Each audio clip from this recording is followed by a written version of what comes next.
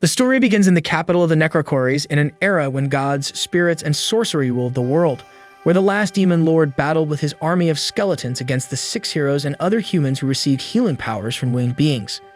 After some time at war in the civil year of 447 of the Holy God, the demon lord realizes that he was being defeated after being reminded by his 2 subjects, a girl named Sherry and a wolf named Blackus, that all the other domains had already fallen, including the castle of Azra, the lord of the underworld, with that fortress being the only one left, the reason the 6 heroes were giving their all to make their domains fall. They still had the help of magic beings like the great sage Arkal, which irritates the demon lord, but being the last one left, he thinks he has to ensure that the promise he made is fulfilled and accepts his defeat because as an undead, he can resurrect 1,000 years later to reclaim his throne. In the future, 2 girls, Celia and Regina, enter a ruin to fulfill a mission of locating the Nest of the Voids. They report what they see to a girl through a communicator, and she reminds them that self-defense is the only permitted form of combat. After a while, they report that they were already on the 7th floor of the ruin and hadn't found any magical anomalies related to the voids yet. The girl in the communicator responds that as soon as they find the nest, they should leave immediately since it's a reconnaissance mission, but at that moment, they lose communication. Although they were getting deeper into the ruin, making the return difficult, they realize they must continue because the voids make their nests in the depths of underground ruins. A bit further, they find some creatures resembling statues and deduce they are personal items buried with the deceased, wondering if there was an important king buried nearby. They follow the path and find a large portal that causes their devices to beep. Celia notices some writing on the door and takes a photo of the text without knowing what language it is. While she analyzes the writing, Regina goes to explore another part of the ruin. Alone, Celia feels like she's seen that before, and when she touches the writing, the door immediately lights up and opens, startling her. She takes out her weapon as a precaution, and the lights reveal the area. As she approaches, her device shuts down from being overwhelmed by the energy, and Celia notices that someone is trapped inside the crystal. In the past, the demon lord met a girl named Roselia, to whom he had made that promise. She tells him that a millennium from now, when the stars fall from the sky, a vessel for his power will appear in the form of a human child, and it is his duty to find it. After reminding him of his task, she departs to await the day they will reunite. Back in the present, as Celia fires shots at the crystal, trying to break it and save the person inside, the demon lord is puzzled by the presence of a person there since the magical barrier seal should have made that place completely inaccessible. He wonders if 1,000 years have already passed since the reincarnation ritual seems to have worked and uses a language analysis spell to understand what the girl is saying, thinking she might be a tomb raider. He decides to punish the intruder and breaks the crystal, freeing himself and startling Celia. She grabs her weapon as a precaution and the lights come on, revealing the area. As she approaches, her device shuts down from being overwhelmed by the energy and Celia notices that someone is trapped inside the crystal. At that moment, the demon lord realizes his appearance, and upon looking in the reflection through a piece of crystal, he is shocked to see that he looks like a young boy. He is baffled as to why he has returned to the world in his Leonis, a hero form. Celia examines him to see if he's injured, leaving the demon embarrassed. She thinks his memory must be confused from being trapped in the crystal and embraces him to try to calm him, promising to keep him safe. Despite considering her behavior disrespectful, the demon finds her embrace strangely pleasant and faints shortly after. Sometime later, the demon eats a dried grape biscuit, recognizing that the texture isn't bad but finding it pathetic that his current body, a lord like himself, would lose consciousness from hunger. He also finds himself oddly drawn to the girl's disrespectful attitude. Finally, Celia introduces herself as Roselia Ray Crystalia, a 15-year-old swordswoman in training and a member of the 18th Platoon of the Excalibur Academy in the 7 Assault Garden. However, the demon can only understand her name and age but thinks of using the girl to gather information about the current world. She then asks for his name, and the demon introduces himself as Leonis Magnus. He thinks she will recognize his name, imagining that it must have been passed down through generations as an inspiring legend. However, she only finds the name pleasant, making Leonis realize he was mistaken.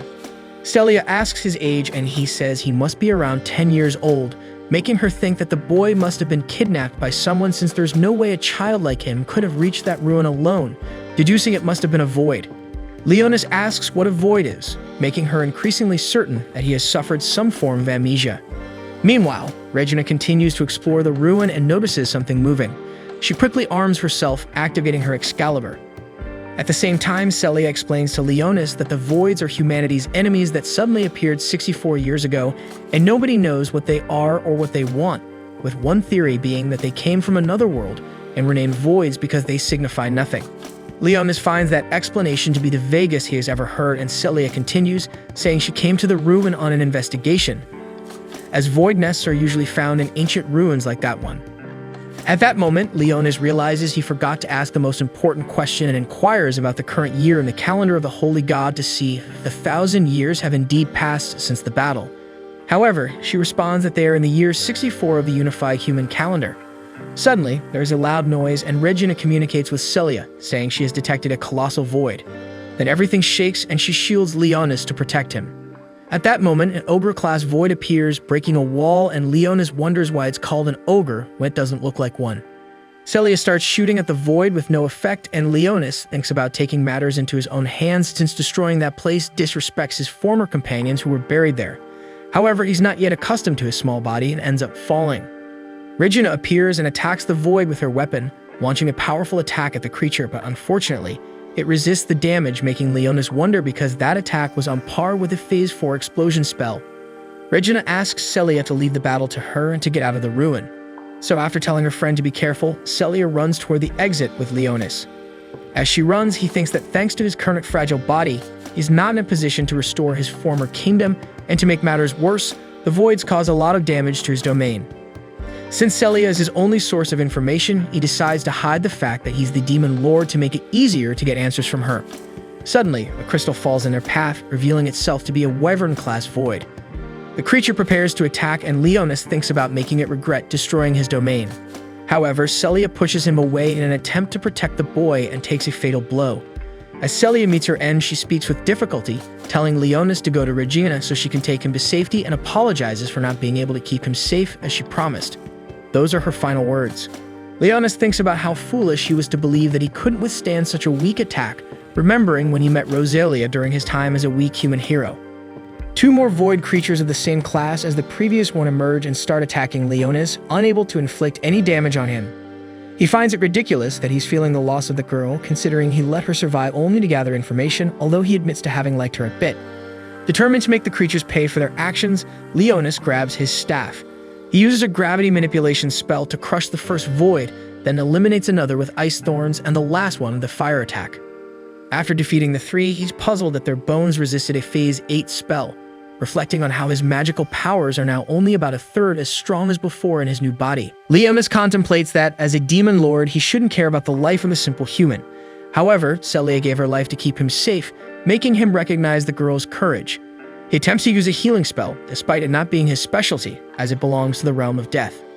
Slowly, Celia starts to heal, a symbol appearing on her leg and her eye turning red.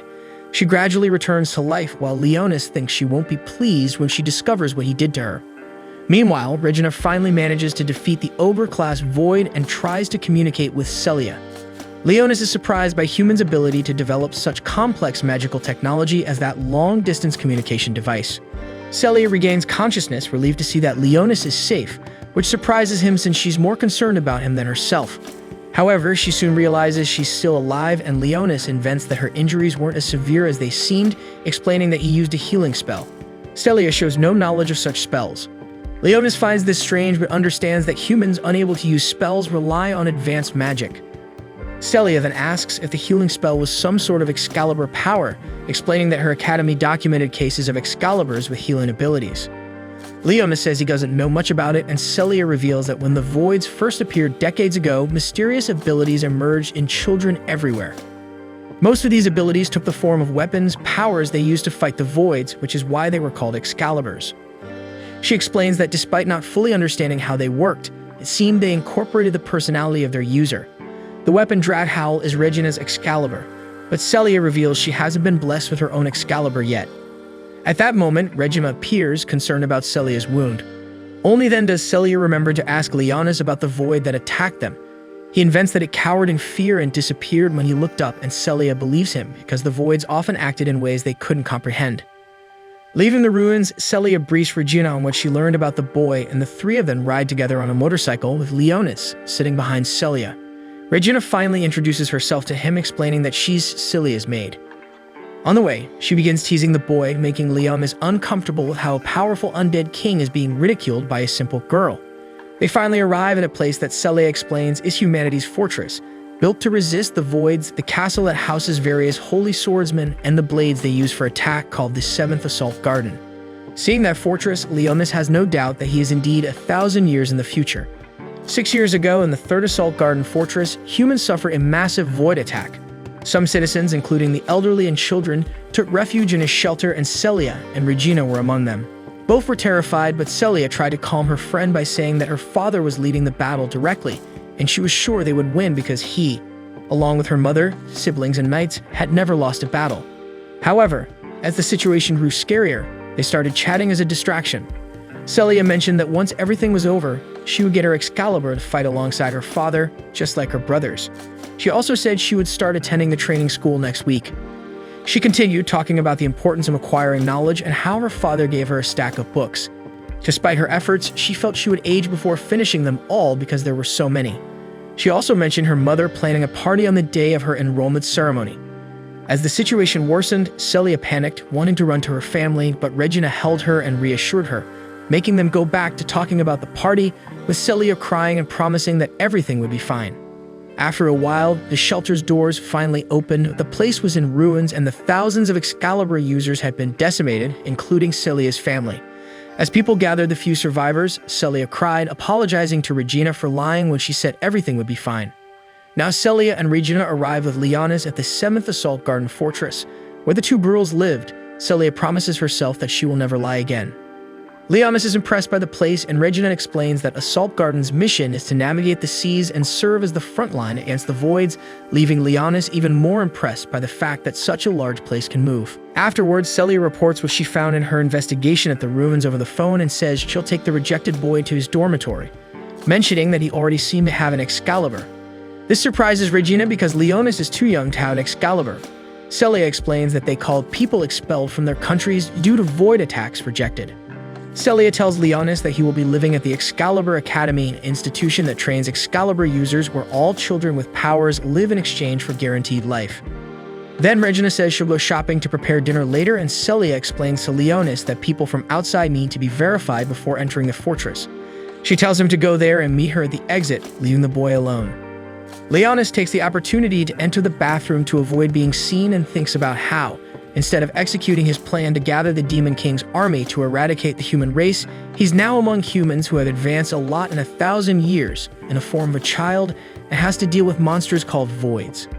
He then summons his two partners, Blackus and Sherry, who are surprised by Leonis' new appearance, as they met him when he had already become the Demon King.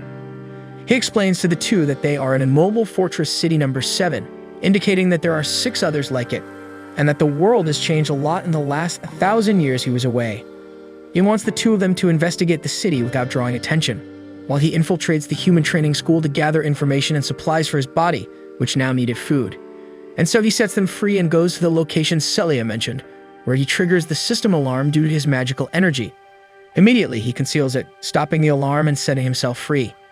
Next, Leonis receives an ID card, and Celia, who is waiting for him, takes it and snaps a photo to send to the academy, explaining that it was necessary to register his features to gain entry into the school and receive official identification. She keeps his eye to prevent him from losing it, and before they head to the dormitory, she decides to give Leonis a tour of the academy. Along the way, he notices that the city is quite peaceful despite being on the front lines, and Celia explains that the 7th Assault Garden has never been breached by the voids. Arriving at the academy, she shows him the military command center, and then the classroom, auditorium, library, and the laboratory, explaining that they also had a dance room and an entertainment area, in addition to the students' dormitories, which were close to a large swimming pool. Leonis asks why they have things like a dance room and a pool, and Celia explains that Excalibur is a weapon that originates from the heart of its user, and if the person is sad, they can't achieve its full power, which happened in the second fortress that only had military training facilities. She continues to introduce the academy, showing where his evaluation will take place the following day. Suddenly, she feels weak. Nearby, 2 students are practicing, and she remembers that after resting, she needs to train to acquire Excalibur as quickly as possible. They continue their path, passing by 2 girls, and Celia explains that they are near the female dormitory. Then, a guy named Musil Rhodes appears, and Leonis immediately senses that he and Celia don't get along. He notices her injury and taunts her, saying that she once again went on a mission beyond her capacity. Upon seeing Leonis, he laughs, mentioning that in addition to leading the rowdy group, she takes care of children. Celia explains that Leonis is an Excalibur user and Musil teases him as well, but Leonis decides to let it go because he doesn't want to draw attention. Musil then invites Celia to join his group, reasoning that if she joined his team, she wouldn't have to endanger herself on missions and could stay at the academy without having to manifest power, just like the other girls who accompany him. Of course, she declines the offer and continues on her way, but Musil becomes agitated and grabs Celia by her hair.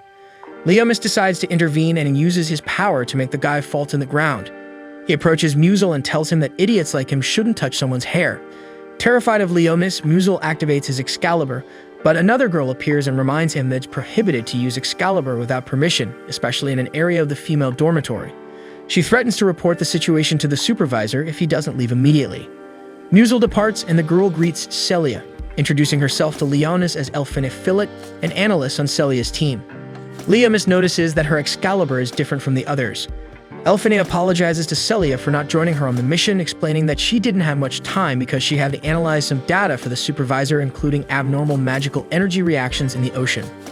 She mentions that she was waiting for the elite investigation team to gather more data on the matter because she couldn't make sense of the data she already had. Suddenly, Celia feels dizzy again, and Leonis understands what's happening to her. They head back to the dormitory to rest, and Leonis notices that their dorm is much older than the others he saw in the city. Celia explains that their assignments are based on the Excalibur user team's performance, since the Academy highly values achievements. High-performing teams can move to newer dormitories, some of which even have jacuzzis, although Leonis has no idea what a jacuzzi is.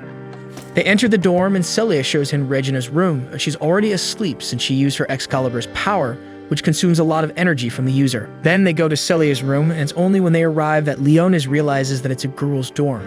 However, Celia reassures him, saying that there's no problem with him being a child.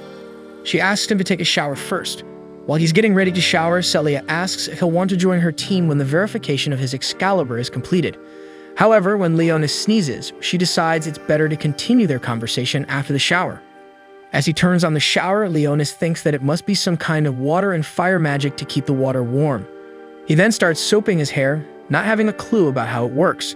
Shortly after, Celia enters the bathroom and tells him to use the shampoo on his head. This makes the boy quite nervous because she entered the bathroom without any notice, right when he was starting to relax in the shower.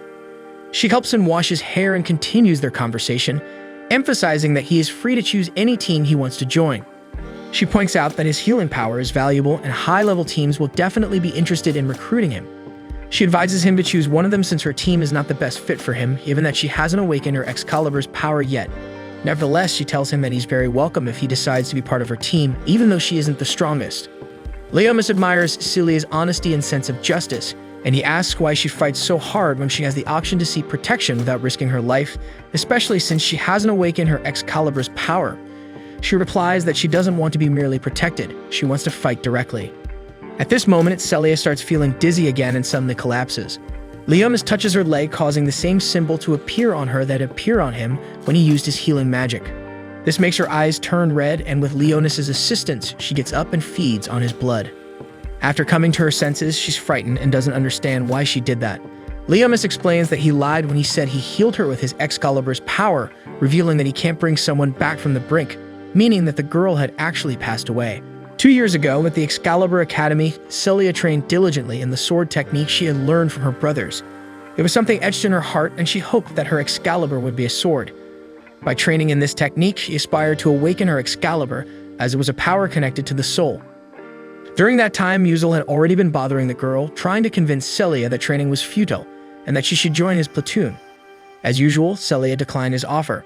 Since Musil wouldn't take no for an answer, Regina stepped in, threatening him with her Excalibur, even though it was forbidden to use it without authorization. As Musil departed with his platoon, Regina told Celia that when she managed to awaken her Excalibur, cowards like him wouldn't bother her anymore. However, Celia revealed that she didn't desire the Excalibur for that reason. Currently, Celia woke up after a long period of being unconscious when she learned she was no longer alive. Upon seeing Leonis, she inquired about his true identity. Leonis explained that he was a sorcerer who had resurrected her. In his era, magic energy was used by people to cast spells. He clarified that he had brought her back not with the power of Excalibur, but with a level 10 spell. He informed her that she was now the strongest undead in the world, the queen of vampires, relying on blood to recharge her magical energy. Leonis noticed her sadness and apologized, explaining that it was the only way to save her. Celia then shared that when she was 9 years old, her homeland had been attacked by the Void, and she had lost her entire family. Her family, all Excalibur users, had fought to the end to protect the city. The catastrophic event was known as the Stampede, and after that day, she and Regina were taken to the academy because everyone expected Celia to be an Excalibur user like the rest of her family. However, since she couldn't awaken her power, she believed that if she faced a Void, her Excalibur would appear, so she started venturing on dangerous missions. Leonis understood Celia's frustration for not being able to awaken her Excalibur on her last mission. She then asked if she could still have her Excalibur as a vampire, and he replied that he didn't know but believed that she would become even stronger as an undead. Suddenly, the boy's stomach made a loud noise, and Celia realized he hadn't eaten since yesterday. They went to a restaurant, and there Celia asked if, as a vampire, she still needed to eat. Leonis explained that a high-level vampire could eat normally, though it took a while for food to convert into magical energy. She then asked what he wanted to eat, and since Leonis was unfamiliar with most of the dishes, he said a bread would do. Celia mentioned that this would keep his nutrition low, and he found it amusing that a vampire was talking about nutrition. This made Celia feel a bit uneasy, and Leonis apologized, realizing that she would have difficulty accepting the situation as she hadn't become undead by choice, unlike him who had done it in his past by Roselia's invitation. Then she offered to pay for his meal, assuming the boy had no money. However, Leonis took one of his gold coins and mentioned that just one of those could buy the entire restaurant. He thought Celia was surprised by his wealth, but in fact he was the one surprised because in current times everyone used magical-based credits, making his 2,000 gold coins worthless. At that moment, a girl named Sakuya entered the restaurant with 2 men who were demanding payment from her. Despite Sakuya's assertion that she had already paid her debt, they continued insisting for more money. She asked them to wait a week for her to gather more, but the men were looking for an opportunity to exploit the situation for something else's payment. Immediately, she fought them, making it clear that she had already set her payment deadline and they should return the following week. Then Sakuya approached Celia because she was one of the girls in her platoon. Celia learned that Sakuya had been suspended due to her poor grades. Sakuya explained that she had indeed been suspended and had come to the city to have some fun. She mentioned that the 2 men were henchmen from the casino she visited. She noticed the ancient coin Leonis was holding and asked if he was the boy Elfine had mentioned to her. Celia said that he was now the first line of defense for her platoon, having defeated a Void by himself. Sakuya introduced herself to Leonis, and then they sat down to eat. Leonis realized that Sakuya's uniform was different from the other students, and she explained that it was a traditional outfit from her village in Oran, a memento of her brother. She revealed that her entire clan in the village had been killed by the Voids, and Leonis understood that her goal was to seek revenge against these creatures. Shortly after, 2 other female students from the academy came to demand another debt from Sakuya, and Celia scolded her friend as her grades were poor due to her gambling addiction. Later, Leonis met the supervisor named Disgrace Alt, who was going to conduct a test to determine the type of Excalibur he possessed. She asked him to retrieve his weapon, and Leonis did so, summoning his sealed Sin's scepter. Disgrace inquired about the nature of that Excalibur's power, and he replied, somewhat confused, that it was a support type. This led the supervisor to conclude that it was a versatile Excalibur. Then Leonis noticed some robots in the area, and Celia explained that they were Void simulators that would battle him. The supervisor explained that as Leonis had a support weapon, he would need a partner on the front line. In a matter of seconds, Leonis disintegrated the metal of all the simulators, even though he had held back his power. Disgrace was perplexed by how he had accomplished this with his support Excalibur, and to cover up, he suggested he had struck a weakness in the robots. This drew the attention of the other students, and the supervisor decided to prepare a replacement for the simulators. Musil appeared and requested to be a replacement. As a level 1 Excalibur user, he had the right to assume that role. He took the weapons of the girls in his platoon as his Excalibur Dominion made the girls a part of his weapon.